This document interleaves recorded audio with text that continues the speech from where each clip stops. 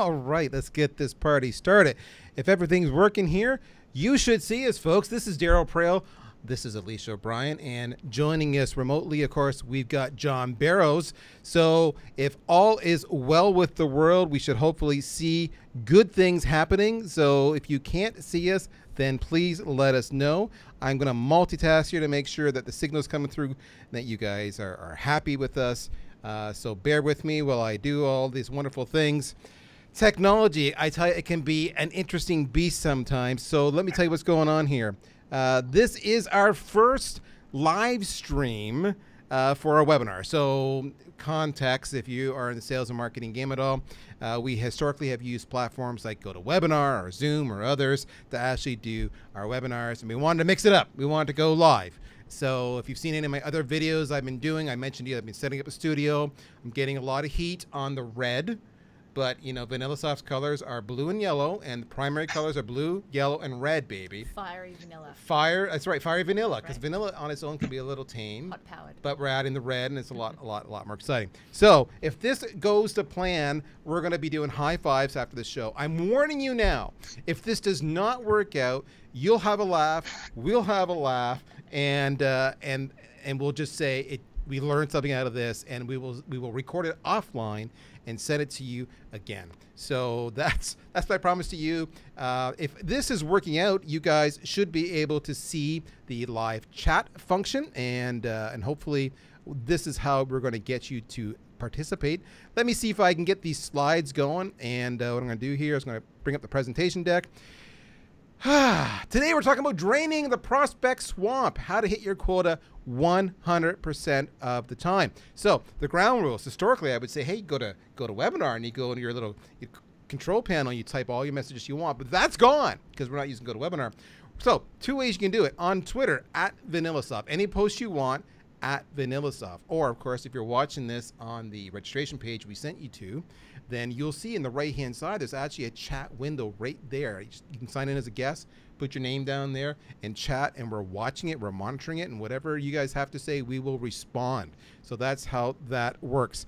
I did promise you some experts when we were doing this. Let me introduce to you those very people. First up is Alecia O'Brien. Alecia is a product and digital marketing consultant in Silicon Valley North. All right, how far north are we talking?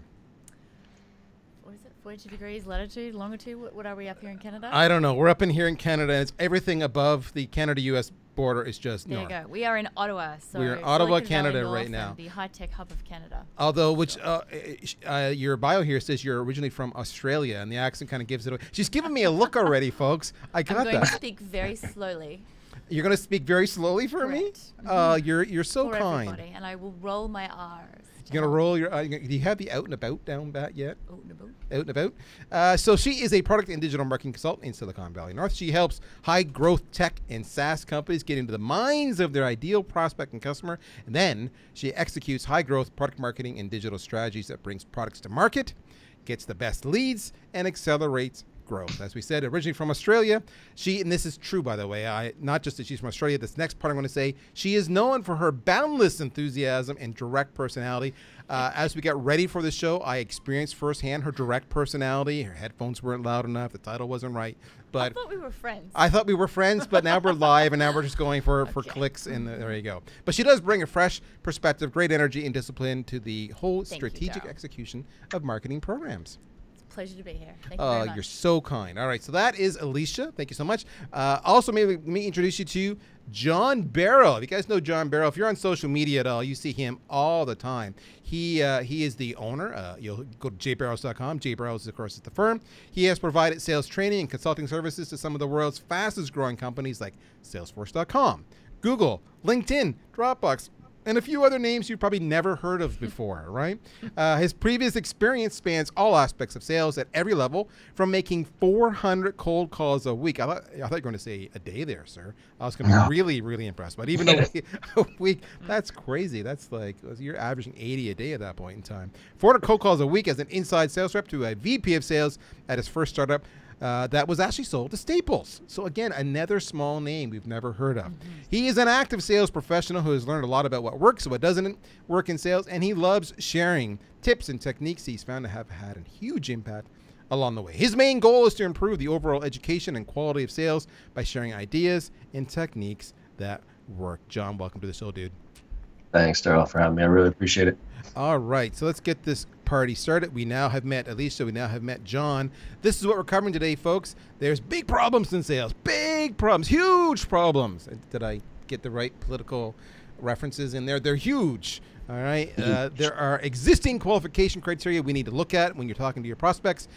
We need to revisit BANT, all right, or as this says here, refining, so that you can pick the right prospects and establish relationships that lead to sales. And of course, it's not just about what you're doing. It may be that you're a victim of not having the right tools. It's tools and processes and technique.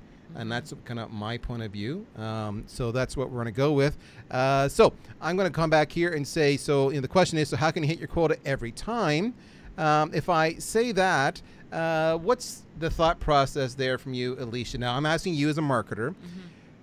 You've gone through, you've made all these wonderful leads for the sales force.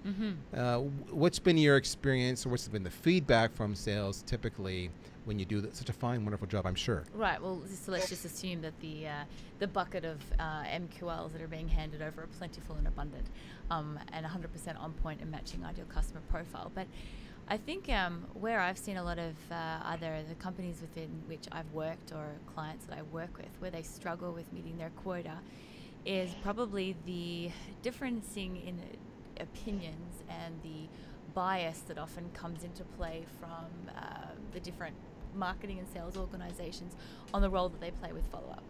So more often than not, different companies have different arrangements with what follow-up looks like, how quickly, how many touches are required, and there are best practices out there. There exist, and I'm pretty sure that you're going to tell us some stats later. I know that you've been talking about them, but in the ones that struggle, more often than not, there are no processes, there are no tools, and they're certainly not contextualizing the discussion and looking to, so from the sales standpoint, they're just so eager to make that sale and close that deal, and God help them if it's the end of the quarter, that more often than not, that relationship or the context of why that lead initially engaged with you and what that need was gets missed and overlooked.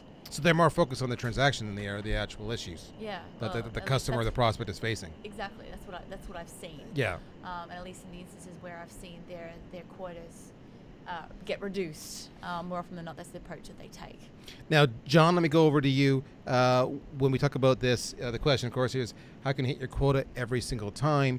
And, of course, I'm assuming that doesn't always happen in your world. So when you are engaged by some of these companies, these small little companies, Google, Salesforce, I know you're really prominent with, what is it you're hearing? What are some challenges you're having? What are I guess, are there some false assumptions? Are there some bad behavior, some bad habits? Just talk to me a little bit. Yes. All the above. So, yeah. I think on all that stuff. I think it depends on the life cycle of the company and what stage they're at, and obviously who their ICP is. But there's always, what I find is there's always an inflection point with companies. I agree with Alecia 100% as far as the process and having a process to put in place so you can follow it, analyze it, and improve it, right? But there's this inflection point where a lot of companies grow with marketing, with inbound and all that stuff, and they kind of get fat, dumb, and happy off of that as a growth engine, but inevitably it kind of levels off, and that inbound no longer feeds the monster, and now all of a sudden either they have to go upstream and go to mid-market or enterprise, or they take their seed and grow approach and they have to go top down. And now you're asking people to go make outbounds. Okay, now you have to fill it. You can't rely on marketing 100%. And that inflection point is really where people struggle. Companies struggle to make that transition. Because early stages, especially when you're a new product in a market and it's hot and it's cool and you get some traction there, it is like taking orders. I mean, when I first started working with Salesforce, or right before I started working with Salesforce, they were order takers, period. They were the best of the worst as far as CRM was concerned. And it was like, yep, sure. How many do you want? How many? And that's not That's not selling, in my opinion. When marketing has done such a good job identifying that ideal customer profile, educating that ideal customer profile with content, that by the time they come to us, if we all follow the challenger sale thing, and by the time somebody hits us, they're already 60 to 70% of the way through the sales process. If that's the case, then there's not much selling that you need to do at that point. You have to ask some questions, you have to provide a solution, and give them a price and whatever. When you're now trying to convince somebody, when you're trying to reach out to somebody and say, hey, check out this thing that you haven't seen before, that's where it tends to fall apart. However, those are the best sales reps out there, are the ones that can hunt for their own opportunities and look at marketing and inbound as just kind of the icing on the cake, right? I always said to anybody, I mean, I grew up, so I'm 42 years old. It was before predictable revenue. It was before the segmentation of roles. So when I was in sales, it was you had to hunt, meet, and kill your entire, like, here's your territory, go. And I think that flushed out a lot of sales reps earlier because people got in and said, I can't do this. Holy crap. This is not a profession for me. But the ones that stayed, that 20% of reps that stayed, became really strong sales reps at every aspect of the sales process. Now we've lost a little bit of that because we're segmenting these roles so much, and reps are only responsible for a certain piece. And going back to Alicia's point of the process, the handoff process is terrible in most cases. From marketing to that rep where the responsiveness needs to happen almost immediately on that inbound, then that SDR or BDR then qualifies the opportunity with BANT, which we'll talk about next, and flips it over to an AE. When that transition happens, usually there's no notes or expectation setting or anything like that. So now the AE is asking the same questions as the SDR and the BDR. And then if and when they close that, then they hand it over to customer success, and it's like a whole new sales cycle again. So there's no consistency, there's no process in place, and reps get kind of fat, dumb, and happy when given too many opportunities. That's why they treat it as a kind of just this transactional sale, because they're being told to make 50 dials a day or, do 15 demos a day because that's what the numbers say to do. So that's kind of crazy because how I put this, when I began my career, okay, here we go on the first tangent of the broadcast. When I began my career, I began actually life not as a chief marketing officer or marketer like I am now, even though I've also carried a bag and been, I've led sales multiple times. I actually began life as a computer programmer. I know I look like a computer. Anyway. No smart comments from you. So the thing about that though, at the time when I was doing this, and to your point, full disclosure, John, if you're 42, I'm 50, so I'm like only 2 years older than you. That's my math, and I'm sticking with it. So.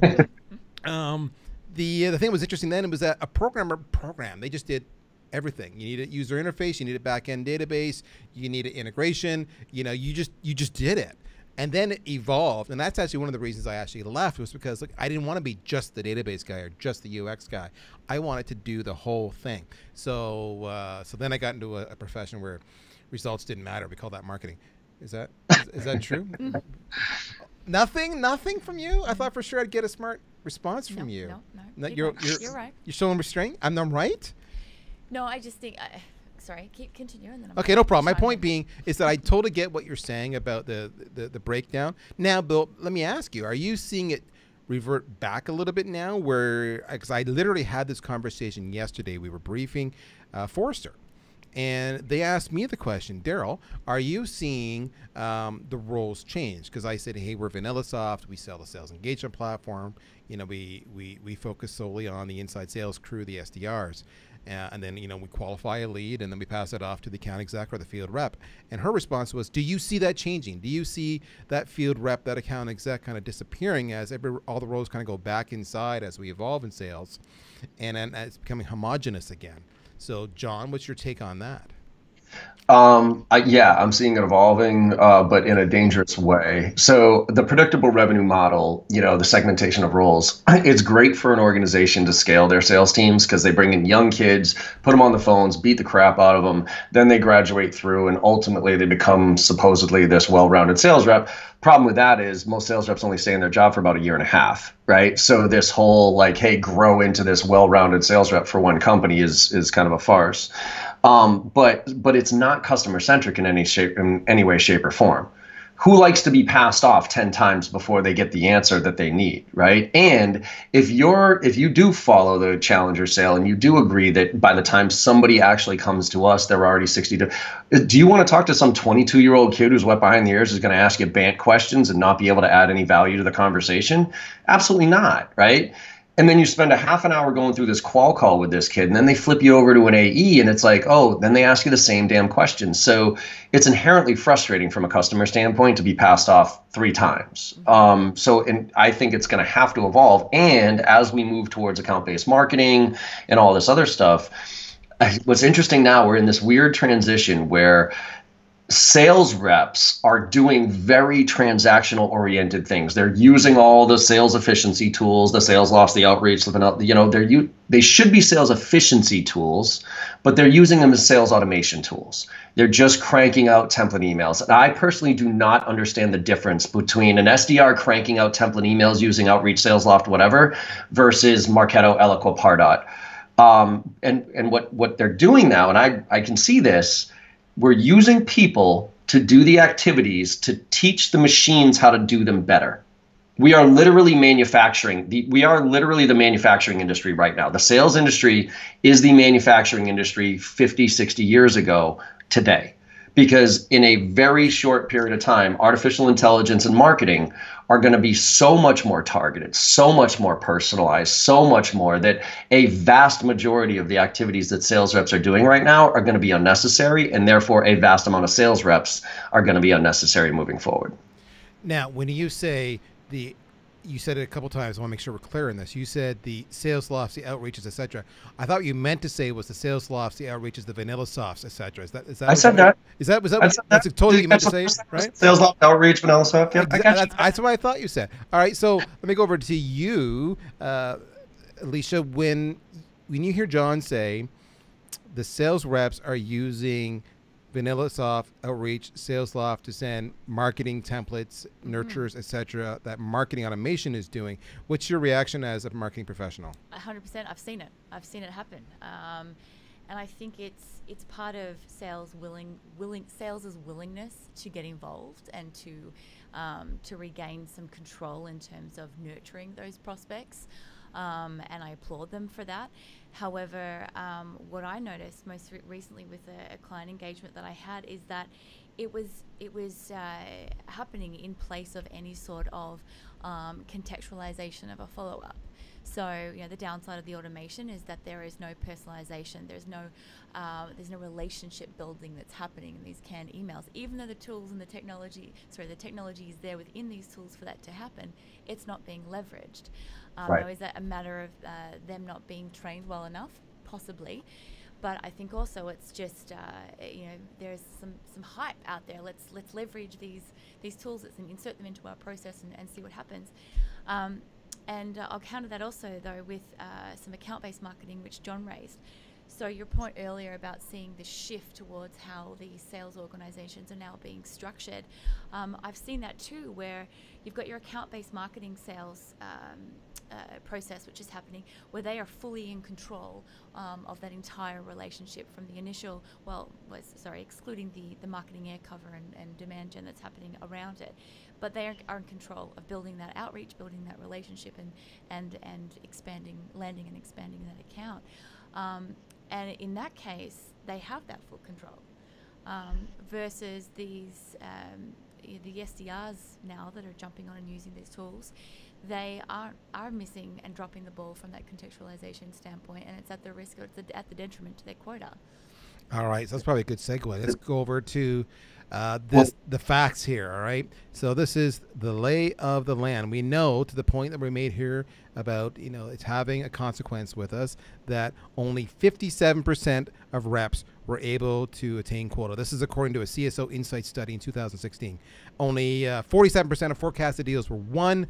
Under 20% of C-level executives say their reps add value. This is an important part. Add value during the sales process. That's under 1 in 5. And 40% of organizations said increasing sales effectiveness was in their top objectives. So if that's the issue, then let's go on to the next slide, where we talk about the idea of reevaluating BANT, because the whole idea of budget, authority, and need and time frame. If you're just going into this conversation and you're saying, you know, do you have budget?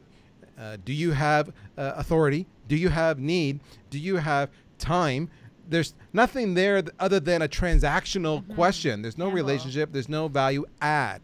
Yeah. So now, John, you were suggesting that this is symptomatic of some of the reasons why the reps are not hitting their quota, why they're not making their numbers. Yeah, I think it kind of stems from just reps, in my opinion, going through the motions. And I mean this from the start, when they're prospecting and pushing that button and sending out those template cadence emails and making generic cold calls and reading scripts, all the way through how they demo, how they qualify, and they just ask BANT questions and then demo and press play, right? So there's, and Alecia put it beautifully with the contextual component. And this, I actually have a whole discussion around this keynote. And I think it connects sales and marketing. And this is the way I put it, which is, and I stole this from Gary Vaynerchuk. You know, he says that everybody says content is king, content is king. He says, fine, if content is king, then context is God. And that to me is marketing versus sales. Marketing is content, sales is context. If we as sales professionals are not putting any context around this content, we're no different than marketing, and I have no idea why we're getting paid to do what we do. As an example, template emails. I scare the crap out of SDR communities every time I walk in the door, because the first thing I say is, look, if I was a VP of sales right now, walking into a brand new organization, the first thing I'd ask is, can I see all the SDR emails that are going out right now? And if every one of them was a template piece of shit email that was going out there, I would say, all right, I'm going to save this company a whole bunch of money right now. I'm going to fire every one of you. I'm going to hire somebody and hire a Marketo expert, optimize the crap out of Marketo, and do this 1,000 times better than you ever will, right?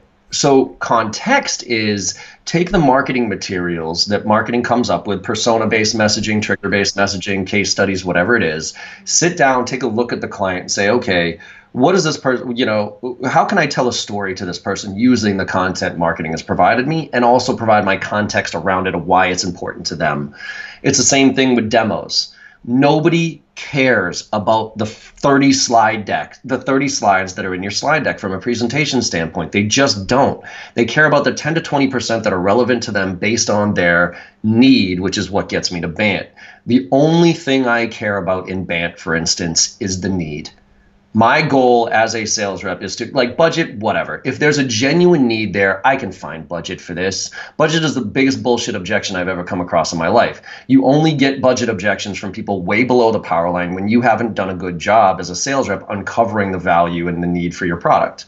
Authority, look, if you're not the decision maker, you know how many deals I've signed without the quote unquote decision maker involved in the process? Like, they might pop in and out, but I'm not, like, a lot of decision makers delegate the majority of their, of what they need evaluated to people that they trust. So as long as that person has access to authority, I'm fine with that. Time frame, I can expedite a time frame if I really can figure out what you're trying to accomplish. And so for me, I don't care about any about BANT. It's purely asking you contextual questions about what your priorities are, what you're trying to get accomplished, and how the 10 to 20% of my solution is going to help you get there.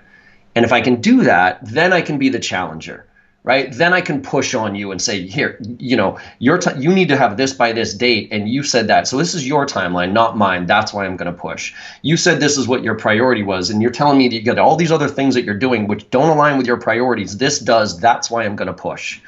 And that's a sales rep being a true consultant and actually adding value than just sitting down, checking off some boxes, going through BANT and showing you my demo and hoping you like it. I love that.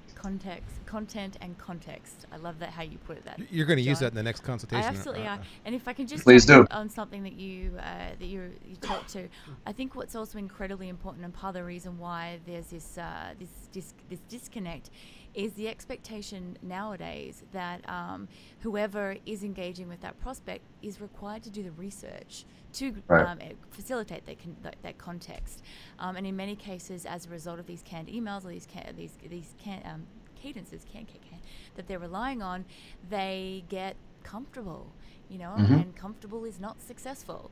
You know, in working with a client of mine recently, there was like very not strict, but there was a framework that we worked upon with our heavily aligned sales and marketing group that dictated the steps that ideally would be taken to research that ICP and research that prospect to make sure that that conversation outside of the BANT discussion or whatever it is that we're about to, the HubSpot version that's coming up, that was 100% focused on developing a relationship and establish that trust for that future discussion. All right, but let me bring it up here. It's interesting. So we say reps need to internalize the value, the process, the aspect of adding value. Mm-hmm. I heard John say that. We're seeing that over and over again. If the negative of BANT is there's nothing about adding value other than maybe need, if you really truly drill down on that. But there's an observation here, and I'm looking at maybe you, Alecia, and I'm not sure if you can offer context, but as a marketer, you would understand that it's actually kind of getting, is it getting harder for the reps to add value because the buyers are getting so much more self-educated that they're moving down the funnel before they ever want to reach out? Does that mean it's harder for them to add value, or in fact, does that make it easier? Yeah, so I think it's a double nuanced answer there. So is it making it harder? Yes, in some ways, it's definitely putting the onus on the sales reps to do their diligence and make sure that that research component is completed well, and that they understand what research metrics that they should be looking at to insert into the conversation. But on the other hand, they're also being provided an extraordinary amount of detail now that can help them with that discussion. So regardless of the platform or technologies that you utilize, there's such things as intent tools now where you can actually see customers, what they're interested in before they've even engaged with you. There's obviously all lead prioritization, lead scoring, and all of those metrics can be embedded in your CRM instance that can help give that rep the context of where they've been, what they're doing, what they're interested in, and then marketing can utilize the lead scoring functionality that exists above and beyond the sales automation side of things to help them give them some guidance on how to prioritize their follow-up. Mind you, there's always sales bias there of that individual of what they truly deem as a hot prospect to follow up upon. But I definitely think that there's a technology now and the onus on the sales rep to make it less complicated for them than it used to be. What's your take on that, John? Is that true now? Do the sales professionals now have more tools to work with to really understand their needs, more clues, or is it more they're just order takers now because the buyers are self-educating? Well, I think we have to draw the distinction between inbound and outbound, right? Inbound, I think it's a little bit more challenging because you got younger reps who are taking inbound leads of people who are already educated. So I would probably say it's a little bit harder to add value in that scenario. But those are usually smaller size deals, non-major decision makers, those type of things. And when you're going outbound and you're getting people, that's where I think you can actually add a ton of value, because what my whole thing these days is, our job in sales has changed so drastically with the internet. I'll talk pre and post internet. Pre-internet, it was 100% our job to educate clients on features, functions, speeds, and feeds about what we did, because there was no real other way of attaining that information.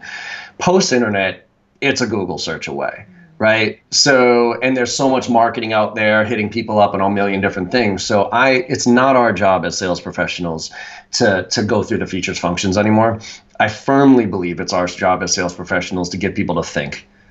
And I mean that genuinely, to realize that if you are comfortable with where you are right now, and I mean this genuinely, I don't care your job, your industry, your company, whatever. If you are comfortable, I am worried for you. Because there's going to be an app that comes out tomorrow that fundamentally shifts your industry, that makes you completely irrelevant. I use the easy examples like Uber. Do you think the taxi industry had any idea that Uber was around the corner? None. No clue, Yeah, no. right? And now they're trying to play catch up and they're not catching up, right? Same thing with Airbnb. The hotel industry had no clue that Airbnb was around the corner. And by the way, those aren't even companies. Those are apps, for crying out loud. And so That's happening in every single industry. So our job, my job as a sales professional, is not to regurgitate my slide deck and the spec sheet that marketing gave me. My job is to ask you some questions that get you to pause for a minute and say, shit, I didn't think about that. You know what? Well, okay. What do you have to offer here? And then sharing some insights, and then bringing in the smart kids, you know, the engineers and that type of thing to educate you on that piece. But it's genuinely to get you to stop for just a second and realize, yes, you might be okay today with whatever your solution is, but tomorrow you might not be. So you should at least pay attention to what I have to say here, so you know what the options are when that wave comes, because it's coming whether you like it or not. So that's probably a good segue to talk about the next slide here, which is, how can you achieve exactly what, John is talking about, what Alicia's alluding to, the idea of adding value, if your traditional approach to all this is BANT, as one example. And maybe it's not BANT, but if it's the premise is the same, the outcome is the same. And another framework that's been brought up recently, and I've heard others like HubSpots and whatnot have advocated for this very reason, is the idea, which doesn't run off the tongue nearly as easily as BANT does. GPCT. How do you say that? Jupikit? Jupikit. So Jupikit is, they say, a proposed alternative. Let me set the stage for this a little bit. So the G is for goals. The goals that you want to identify when you're talking to your prospects are quantifiable goals that your prospect wants, they need to hit, whether that could be make money, save money, increase productivity, whatever it might be. So that's one. The other one is plans. All right. So find out what their current plans are and that they plan on implementing in order to achieve those goals. So there's a dependency there.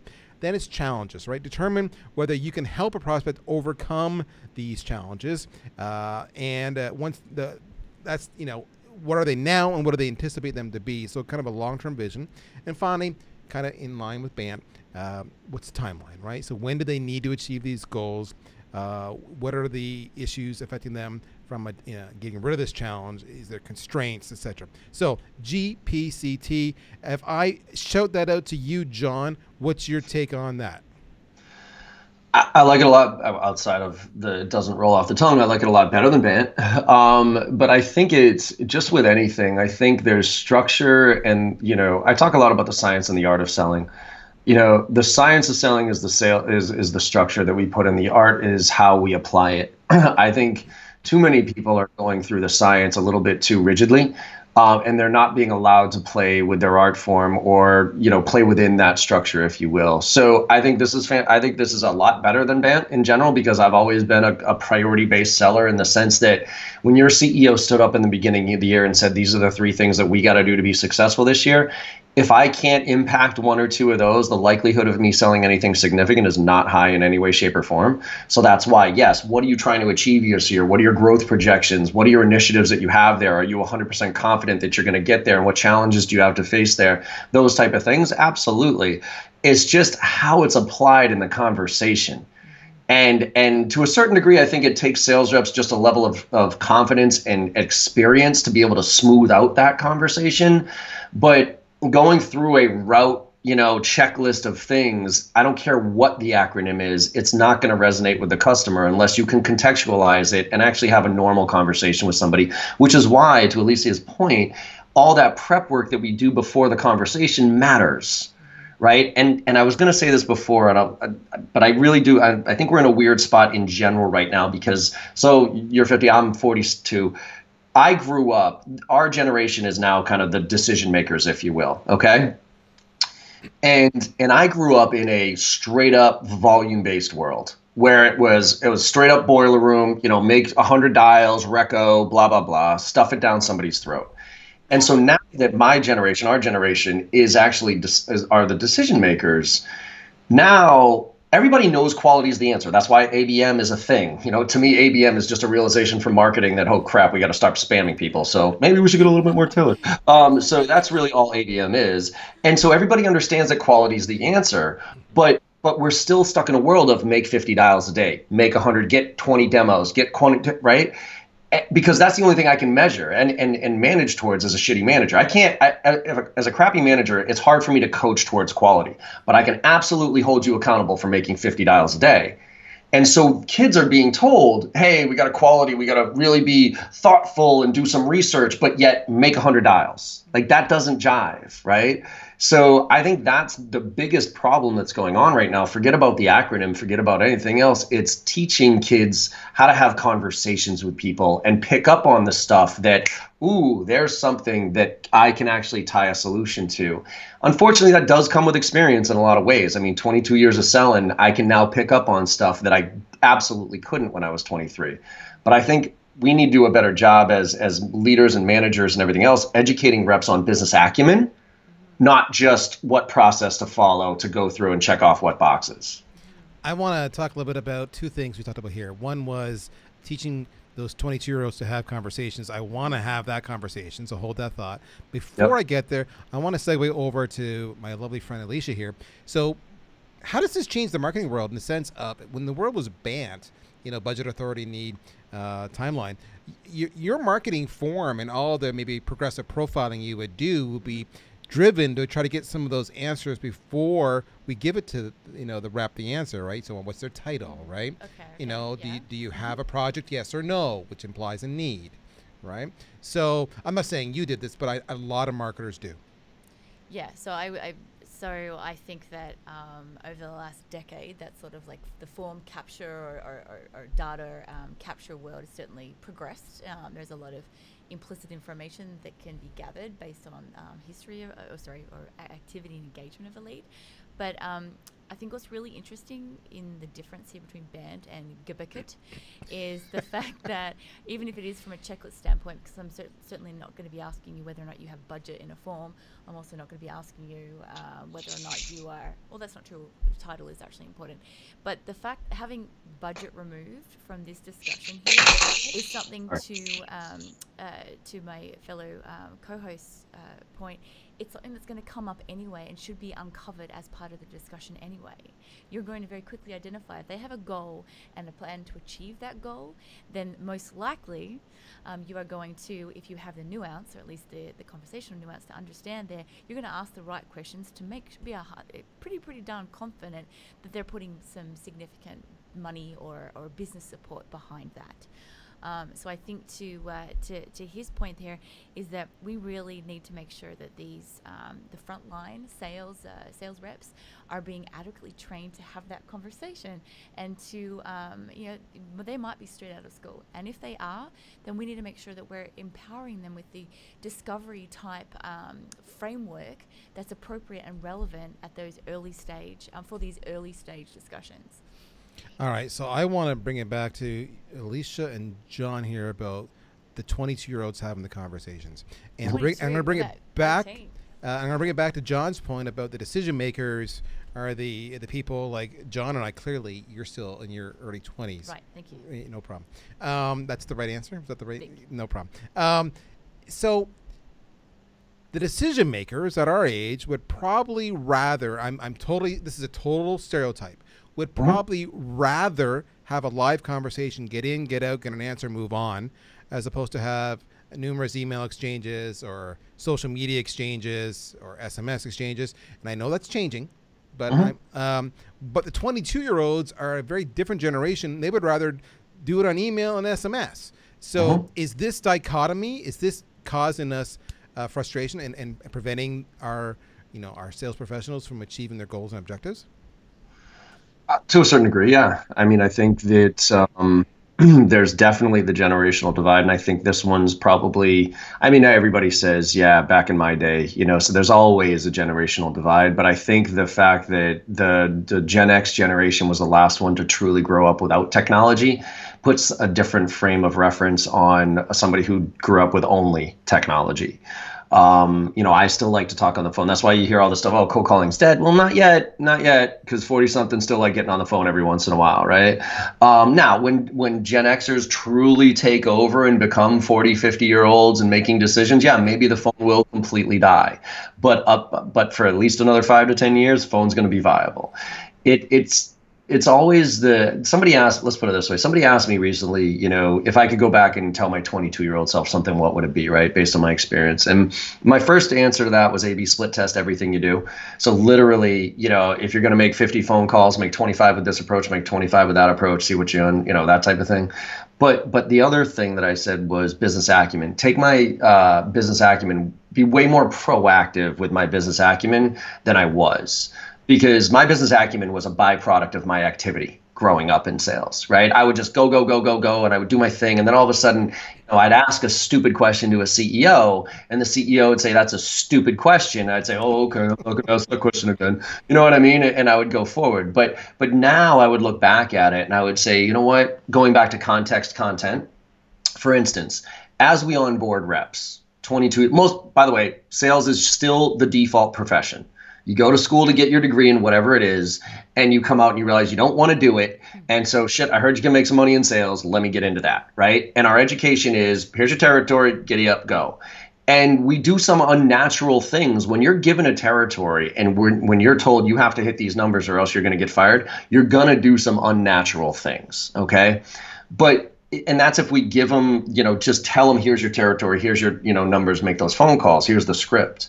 But if we include these kids through the process of bringing them on board, you have a chance at allowing them to have better conversations. So as an example, most companies give the ICP. Here's our ICP. It's companies between 2 and 500 employees. They're in these industries, and this is what they do. Go. Why not actually have the kid on as part of their onboarding process, do a little bit of research on the case studies, read about why are those customers good customers? What are the nuanced things that make those really good customers so that when they're making phone calls, they can start to look for those things and make the connections with the case study and the value that they brought to the table. Persona-based messaging. Most companies have a one-pager. Here's our persona. It's Sally, and she's a CIO, and Sally likes innovation, so talk to Sally about innovation. And it's like, reps, okay, we sell CIOs how to improve their innovation. Well, why not have the kid do some homework? Go CIOs, healthcare industry, priorities 2018, and see what comes up, so that they understand the language of these people. Have your CFO and CIO sit in on the onboarding and educate them on what we care about and what we're being metriced on, those type of things, so that the reps can wrap their head around this at a lot earlier stage than just being information stuffed down their throat and say, go do this demo, go ask these questions, go present this way. There's no business acumen there. There's no ability to have a conversation because I'm being told what to do. Yeah, they don't truly embody the challenges and needs and wants and desires of their customer if they have never had to do any work around it, really understanding it. I think if I can just make go ahead. Point just there, a recent success I've seen with sales and marketing alignment around the ICP and around embodying that understanding of the customer was in a situation where a client of mine together with sales and marketing together with sales actually came together, and all of the sales organization picked representatives from each of the different sales divisions, and together we developed the definition of the ICP. And then we utilize each of those champions within each of those groups to then deliver that definition and explain it and characterize this definition to their peers, which was really helpful in getting that understanding of who it was that they were talking to.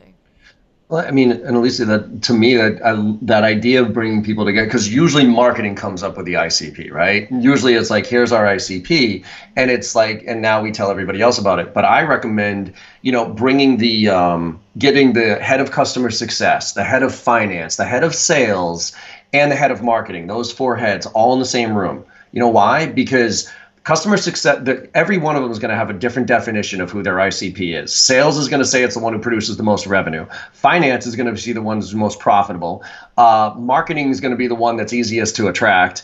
And customer success is going to be the least pain in the ass, right? Yeah. And somewhere in that Venn diagram there, you find that true ICP. And then when you find that true ICP, I don't want to say it's not hard to sell, but when you find the legit ICP, it's a conversation. It's not a pitch in any way, shape, or form. And if they're all engaged at that point on the discussion, there's also that understanding that it's going to change. And Yeah. everybody's on board with that flexible, that flexibility there. And it's key. It's crucial to be agile on that front. Otherwise, going back to that problem of being comfortable with previous approaches, you just end up developing processes and procedures and approaches that are static and stop working. Yep. And that's all about iterations, right? That's truly what it's all about. Whether it's marketing or sales, we're always refining. I mean, literally, last week I was to John's point, I was in Boston. We were presenting at the Zoom Info Growth Summit. And if you haven't checked out my takeaway thoughts online, go to LinkedIn, check me out. You'll see a wonderful video. Yeah. Did you see my video there? I did see your It was video, nice. yeah. We're rocking. We got a few. Good for you. We got a lot of views on that one. But the point is, we sat around one night. So you'll love this story, which is we're about to starting to sponsor some podcasts. Mm-hmm. Okay. And so we need it, and John will love this. We needed that little VanillaSoft da da da da da da da da. Today's show is VanillaSoft. That's what we need. Your intro, yeah. Right. Yes. I know you make it sound so technical. I'm just having fun with it, and we've been working iteratively at that since I've come on board. But we finally had 3 of us on a Wednesday or Thursday night after the show. We had an Airbnb because rooms in Boston are freaking expensive these days. It was like $300 a night, where we got a 3-bedroom house for $300 a night. And so we're sitting there around the dining room table. We'd bought a case of adult beverages. We had our various food, and we just sat there and hammered out that word, that 10-second Like a brand podcast. promise, It or- was just, what is VanillaSoft, right? Okay, yeah, brand promise. But it Feel had that to, feel, it that was a emotion. brand promise, but it didn't want to sound full of marketing buzzwords and everything else. And to John's point, we had the input from the CEO and the input from the marketer and the input from the sales VP, and they were very different inputs. Yeah, but they were inebriated. That's cheating. Yeah, well, the creative juices were flowing, all right? What can I say? Very smart. Yes, but it was great, Scott, our VP of sales, was saying, like, well, if you don't use, an engagement platform, your leads, if you're only using CRM, your leads fall into a black hole. And I'm like, that's not so bad. I probably wouldn't say don't let your leads fall into a black hole, but when part of the bigger script, when they're at the end, don't let your leads fall into a black hole. So what was the part of that as well was you all had ownership of it. And then of course, the best part was we were slacking back and forth to the rest of our crew who was after hours, were taskmasters, and they didn't have the adult beverages. So they were able to give us a sanity test. So it was all good. Anyway, it's all iterative. That leads us to the next segue. This slide right here, let me give you a close-up look, which is probably, we've talked a lot about, some of the things that are affecting your ability to hit your quota, to achieve your goals, is you're not necessarily adding value. Part of that could be the framework you're using, so GCPT versus BANT, all right? It's the idea of actually, having those real conversations. It's about context, not just content, but part of it also is processes, all right? So, historically, a lot of systems today, you heard John talk about using SalesLoft or Outreach or VanillaSoft, and the issue is a lot of people still aren't. So why do these companies come to be? Because marketing would simply go and physically make the wonderful lead, and then they would pass it off to sales, and it would reside in the CRM. And there's a couple of challenges when you're doing that tech stack, which is, CRM is list based. So your sales rep is coming in and they're physically getting all their lists of their leads and their follow-on callbacks and their tasks and their activities. And they're just being sales professionals looking for dollars. And they've got their bias. They see IBM and Microsoft, and they see Joe's Garage. They're not going to call Joe's Garage first. They're going to call IBM and Microsoft first, right? And eventually Joe's Garage falls off the list. Meanwhile, Joe's Garage could have been the sale. As opposed to IBM. Meanwhile, the half-life of everybody else down the bottom of the list has just completely has deteriorated. disappeared. And so if you use some industry stats, which is, when you're using just CRM, you're busy about a third of the time. HubSpot, others have all made that. You'll love the stats. And this is directly affecting your ability to hit quota, guys. 48% of leads, new leads inbound leads that you've made, are never contacted. That just hurts. Doesn't that hurt? How Never much these cost? contacted. Your marketing costs just went up a little bit. And then the persistency, that the stats show that reps make on average less than 2 call attempts to a new lead. even though stats say you got to be doing 6, 8, 9, 10, 12, 15, whatever study you want to. It's more than 2, damn it. Yes. And then Agreed. the last thing is the whole idea of speed to lead, which is if a new lead comes in, all the studies, our study, other vendor studies, have all said call within the hour and your success rate goes through the roof. And yet we're seeing on average, it's taken 35 to 60 hours to call a brand new lead, remembering that 48% were never called. So this is killing you, I can tell. And John's going, this is easy to fix. This is a process thing. And I'm saying throwing money away. we're throwing money away. And that's why you're seeing where things have changed, where now you're seeing the sales engagement platform change. So marketing automation does the marketing qualified lead, because you've done a great job, getting the information, scoring them, nurturing them, getting their engagement. And you take that MQL, and instead of passing it on to the actual CRM, instead you pass it on to the sales engagement platform, like a VanillaSoft as an example, where if it's a new lead coming in, it's top of the queue and it's called right away. And if it's if they're not there, that keeps coming back as an automated task to say call now, call now, call now, call now, so you can do the 15 calls.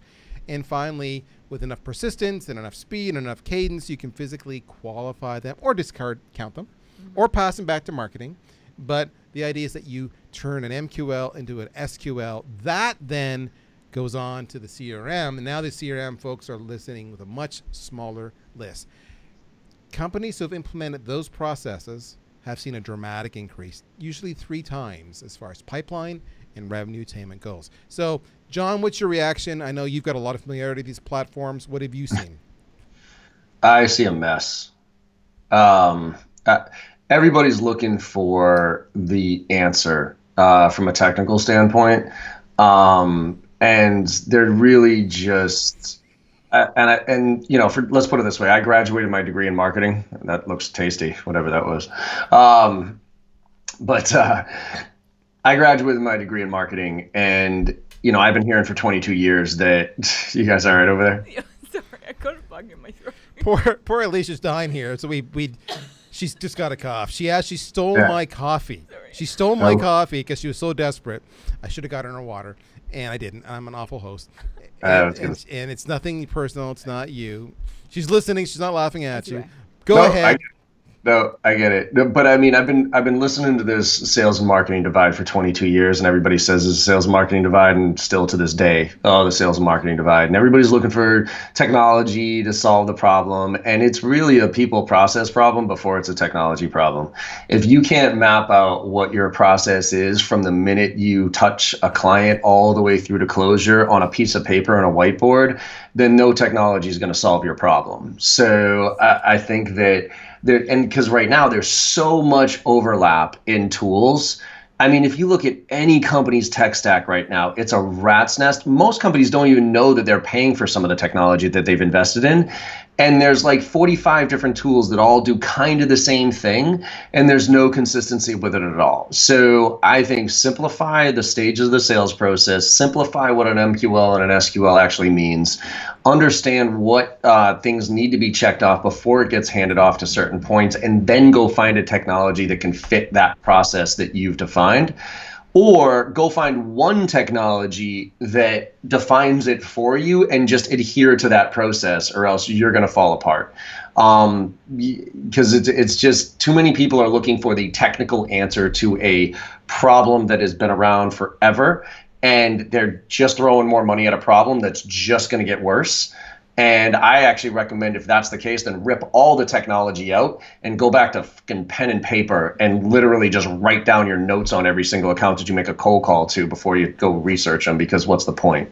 Well, it's like the same challenge people have today with AI, right? Is that it's taking the human out.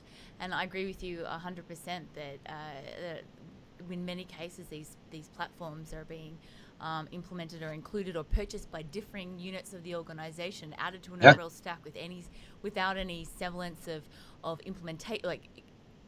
implementation that is adapted to the internal processes of the organization. And so of course it's going to fail, and it ends up costing the company money, not just from a technology standpoint, but also from a waste standpoint. Like, you're right, I was dying internally, like my little marketing, the little person was just like, watching these clients and past companies that I've worked with before just throw money out the window as these hot leads. Now, whether or not that's just a marketer saying it's hot or not is kind of irrelevant, because they were from all SLAs and all ideal ICP checklists that we had available. These are hot, ready to go, but bias steps in or technology errors step in and they get missed, they get overlooked. So insert the human. All right, so we're running out of time here. Let's kind of do a quick little recap. What do we got here? Reps are having major problems being effective. We know that. Yeah. It's time to go beyond the BANT. You need to add value. Certain frameworks like the GPIC is a much better framework than the BANT, and you need to use the right tool for the job, which means not just necessarily traditional tools like CRM, but sales engagement as well. So you move the right roles to the right tools, and everything is optimized, and it allows you to embed the processes and the behaviors and the accountability that you want. So in other words, you don't just enable, which is of course where people like John especially comes in, teaching professionals, sales professionals, how to be better sales professionals, but you also engage by giving them the tools necessary to help them succeed. So that's kind of that context. With that, I guess what I'm going to do is I'm just going to bring it back right here and say, these are the presenters. We have John. If you have any questions for John, what are your credentials? Where can they email? And we've got your email address there. We'll share it. But are you on LinkedIn? Are you on Twitter? Like, what's the scoop? Give us your 911. Yeah, you name it. I'm on it. So if you probably the best is just to go to the website, jbarrows.com. You can hit me up there. My email is on the screen, John@jbarrows. We got a Facebook group that's super high engagement. It's called Make It Happen. We got Instagram. We got Snapchat. We got, whatever. Pick a platform. I'm on it. So you'll find me there. Usually my handle's John M as in Michael Barrows. And I answer pretty much all questions. Probably give away about 90% of my content away for free too. So if you go on my website, you'll find a resource library that has videos, tips, blogs, you name it. So if you really had the time to sit down and go through it all, you could probably put together the majority of my training. But yeah, that's just trying to, like you said in the intro, just trying to level up sales here and help the sales reps stay relevant, but also add a lot of value. And I'll end with this is, kind of to Alecia's point on artificial intelligence. I firmly believe that artificial intelligence is going to make good sales reps great sales reps incredible, and average sales reps irrelevant. So if you want to be irrelevant, if you want to get a salary job and move into marketing and operations, then keep pushing the buttons. If you want to evolve and actually make some money and make a difference, then you got to pay attention to what's going on here and leverage this technology to actually put context around it and add value to your client. Now, Alecia, did I see you kind of freaking out when John said he gives most of his content away? Opportunity for you. But I'm sure there's a method behind that madness, no doubt. All right. Now, with that all said, Alecia, we got your email, Alecia@AleciaO'Brien.com. And that's also your website, right? AleciaO'Brien.com? Correct. All right. So are you on the Twitter? I said that. Like an old man, right? The Twitter? The Twitter. Yeah, I am. You can basically catch me on all the platforms at @AO'Brien. On LinkedIn at /IN/Alecia O'Brien. All right. So with that, of course, I would be remiss to say, hey, I'm there too. You can check me out on LinkedIn, Darryl Prale. It's straightforward like that. And the other thing you can do is you can follow me on Twitter. Handles @opinionated, OHPINION, the number 8 TED, because I may have an opinion from time to time. And Alecia is trying to hold herself back here right now, and she's not doing a great job. That's why you're good at what you do. That's okay. We'll go with that. And of course, at any point, you can email all three of us. So follow us. All right. Follow all of us. Check out our social feeds. Check out our websites. On Alecia's, you will probably be having to put your email address in because all her content's gated. But on John's, it's all free. So life is grand. With that, any final thoughts, ladies and gentlemen?